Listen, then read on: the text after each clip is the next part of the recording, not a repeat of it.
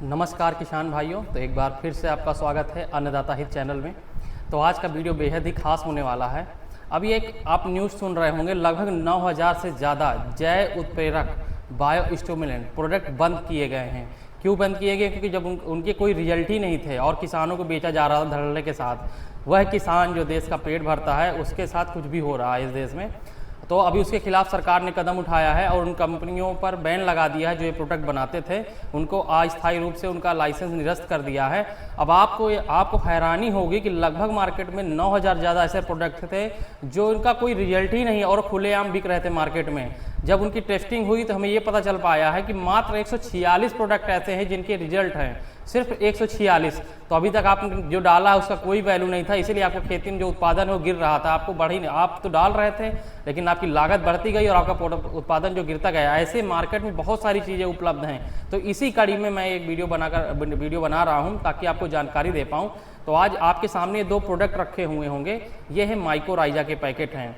तो मेरा उद्देश्य ये था कि मैं आपको ये बता पाऊँ कि मार्केट में आप जब भी आप माइकोराइजा लेने जाएं या कुछ भी प्रोडक्ट लेकर जाएं, तो हमें सरकार अपने कदम जो उठा रही है, जिस तरीके से उनको जो नियम लागू करने चाहिए वो कर रही है, टेस्टिंग कर रही है, फेल कर रही है, उनके सैंपल को लाइसेंस निरस्त कर रहे हैं। अभी जैसे मैं बुंदेलखंड का रहने वाला हूँ, इसमें छुट्टियों पे घर आया हूँ, तो हमारे क्षेत्र में माननीय मंत्री सूर्य प्रताप जी भी विजिट कर रहे हैं। कल महोबा गए थे, अभी चित्रकूट में इस समय वो अपना फर्टिलाइजर का स्टॉक देख रहा है, किसानों की क्या समस्या है। आप वो चलिए, वो अपने स्तर पे जो उनको कर सकते हैं गवर्नमेंट अपना कर रही है, लेकिन जब हम उपभोक्ता हैं या हम कस्टमर हैं और हमें खरीदना है तो हमें भी अवेयर रखना पड़ेगा कि मार्केट में क्या चीज़ें चल रही हैं और उन चीज़ों से हम खुद को कैसे बचा पाएँ।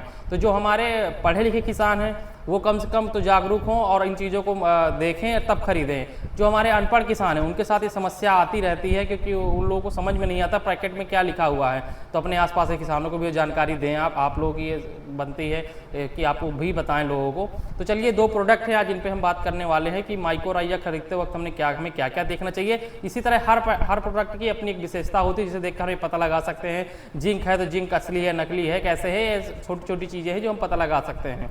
तो बात आती है कि माइकोराइजा इस समय जैसे हम खेत की तैयारी हमारी चल रही है, जो लोग आलू की बुआई करना चाहते हैं, सरसों की करना चाहते हैं, या जहाँ पर धान कट गया गेहूं की तैयारियां चल रही हैं, चना मसूर अलसी जो एक खेती चल रही है बुंदेलखंड में हमारे तरह ज़्यादा दलहन होती है या गेहूं की खेती की जाती है। तो सरसों गेहूं और चना मसूर अरहर इन चीज़ों की खेती चलती है, दालों की खेती होती है।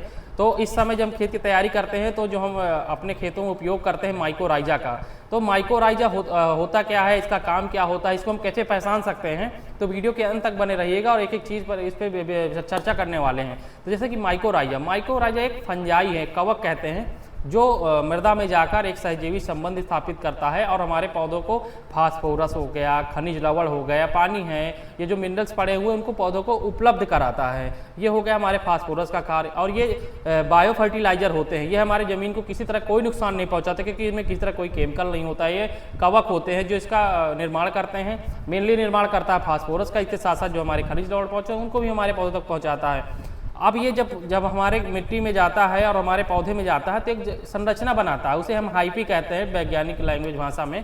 तो मतलब अपनी जालनुमा संरचना बना लेता है जिससे पौधा हमारा मजबूत होता है, ज़मीन को पकड़ता है और अच्छे से खनिज ले पाता है। अब एक अच्छा माइकोराइजा क्या होता है कि उसमें आईपी वैल्यू होती है।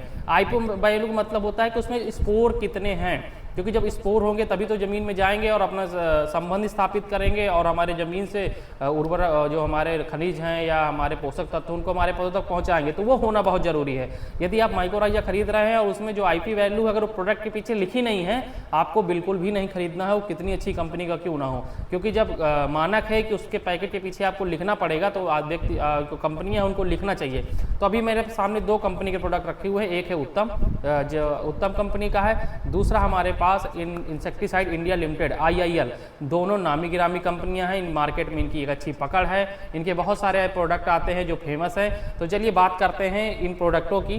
तो अभी देखिए, जैसे मेरे पास ये आपके पास ये माइकोराइजा का मेरे हाथ में पैकेट है, इसकी 4 किलो प्रति एकड़ की डोज है। और देखिए यहाँ पर आईपी वैल्यू लिखी कि नहीं लिखी हमें यही पहचानना है। तो आप यहाँ पर देख सकते हैं, ये देखिए यहाँ पर लिखा है इन कॉलम पोटेंशियल, मतलब आईपी लिखा हुआ है 1200 आईपी पर ग्राम।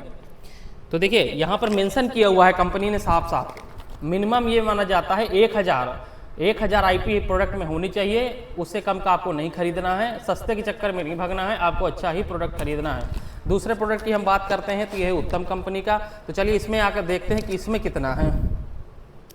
आप ये देख सकते हैं यहाँ पर ये लिखा हुआ है इफेक्टिव पोटेंशियल, और यहाँ पर लिखा हुआ 1200 IP पर ग्राम, इस पर भी मेंशन है।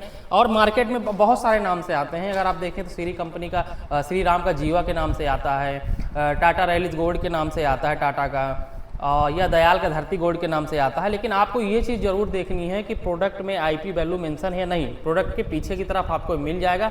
अगर ये मेंशन है तो ही आपको खरीदना है, नहीं मार्केट में बहुत सारी ऐसी चीज़ें आती हैं जिनको हम खरीदते हैं, अपने खेतों में डालते हैं, उससे हमारी खेती में लाभ नहीं मिलता और हमारी लागत बढ़ जाती है। तो ये छोटी छोटी जानकारियाँ हैं जो हमें खेती में थोड़ा अच्छा मुनाफा करा सकती हैं। बाकी समस्याएँ तो बहुत चल रही हैं, किसानों से अभी फर्टिलाइज़र उनको उपलब्ध नहीं हो पा रहे हैं जिनकी उनकी ज़रूरत है।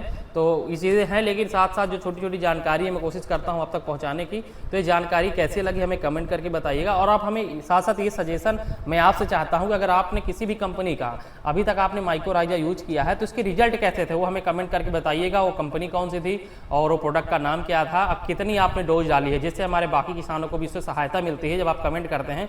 और ये वीडियो अपने आसपास किसानों को भी शेयर कीजिएगा। तो चलिए फिर से मिलूंगा मैं एक नई वीडियो में एक नई जानकारी का। तब तक सभी किसान भाइयों को राम राम, धन्यवाद।